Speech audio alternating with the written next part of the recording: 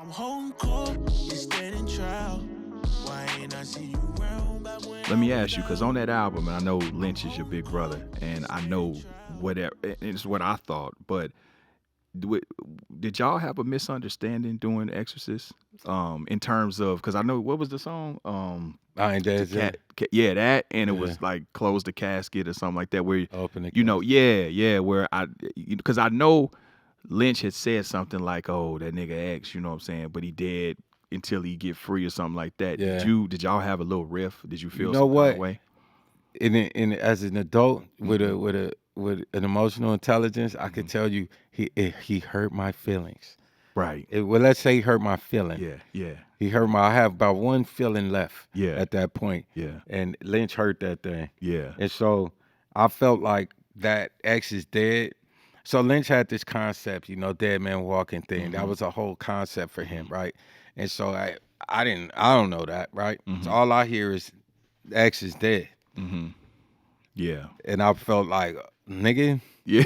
fuck you talking about? Yeah. I really did. I felt I was harmed by that. Like, nigga, I ain't no dead nigga. Yeah. Until I get out. Yeah. You know what I mean? Like, I'm alive like a motherfucker, and I technically would like to still beat this trial. Mm-hmm. You know what I mean? So I did. I took offense to that.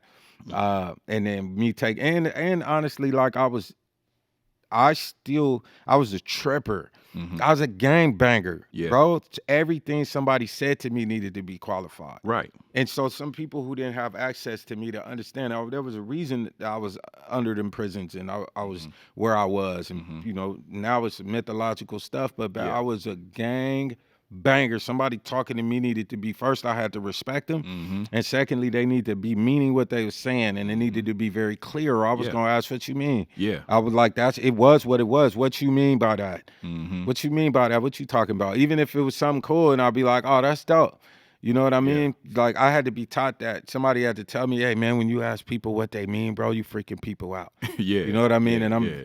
you know how it is. Yeah. I was working out for war back then. Yeah. And so I started losing weight, but specifically my attorneys, like nobody's letting this guy come home from prison. Yeah. You're not Look too intimidating. I know this man, they don't want you to be their neighbor. Yeah. You look frightening. Jet black hair, you got jet black face, you got big old and like you gotta change. So I changed everything in the way I was approaching life so that I could modify to be able to pass that's the experience. Yeah. But prior to that, I'm literally designed for warfare because that's what it was. When I get to this environment, it's gonna be war, and I was prepared for that in every way, and mentally and spiritually, which doesn't prepare you for decent relations with your friend, with civilians. With civilians, yeah. And at that point, Lynch was a civilian to me, and so Lynch saying I was dead harmed me in a way that he couldn't imagine, because to him it was our artistic statement. Yeah, right. I got you. To me, it was I'm fighting for my motherfucking life. You know, what the fuck you talking about? You know what I mean? So I took that wrong, and anything else somebody had to say wrong, and I always overreacted, and people did have to be cautious with me, and then I got the streets. And so if I decide fuck with this nigga talking about anybody, then that was gonna ripple down and be a problem into my family's Garden Block royalty. So I was a dangerous dude to not be cool with, even if you was my partner. Yeah. And I don't know. I know exactly where you was at, because I knew a couple cats like that. Yeah. They was volatile, unpredictable. I was very volatile. You can say some shit. I had a partner like that did like 15 years, and it was like I would be talking to him, and he would hit me with the same shit.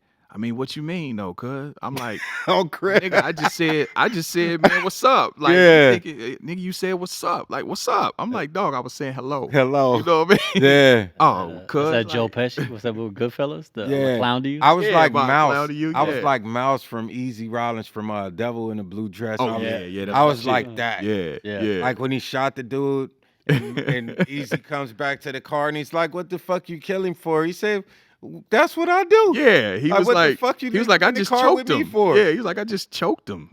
Yeah, like that was all. Like that was it. Yeah, I really had there were some issues that needed to be worked out with me, but a lot of that was fostered by, you know, it was.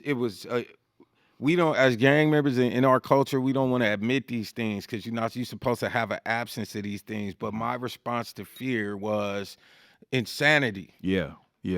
My response to it was then I don't give a fuck. Then I'm the Joker. Then period. If I'm not feeling, I'm not afraid of nothing, all that. I would angry at myself if I felt fear. My response to me feeling fear was to destroy everything.